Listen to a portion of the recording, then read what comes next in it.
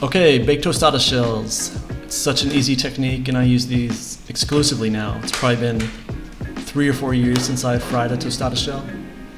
I usually make these 6 at a time on a standard size baking sheet, but any size baking sheet will do the job. The key is to give them a thin layer of oil on both sides. It doesn't have to be much, just a drizzle across the tortillas does the job. Here I'm using a ramekin to drizzle the oil on the tortillas, but you could just use a spoon or drizzle straight from the bottle. If you have a pastry brush, you can use that to spread the oil around. But as you can see here, I'm using my fingers and that works just as well. Be sure to do both sides. Same process on the second side. Just give them a flip, drizzle a little oil across them and spread it around.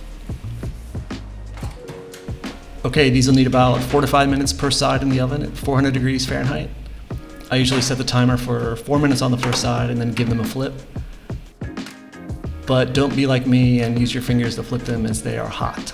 It's probably best to use tongs or a spatula. You'll probably find the exact oven time will vary by brand, so it's best to keep an eye on them towards the end.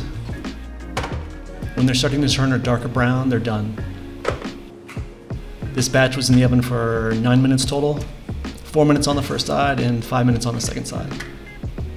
Set these aside to cool for a bit, and if all went according to plan, when you take your first bite, you'll hear that familiar, awesome crunch from your tostadas. This batch came out just right and I was super happy with them.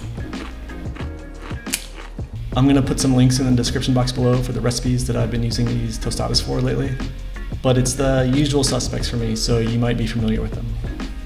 The chipotle ground beef tostadas, the chicken chile verde tostadas, tinga tostadas, and the vegetarian bean tostadas. One thing to keep in mind is that this technique is always going to work best with thinner corn tortillas.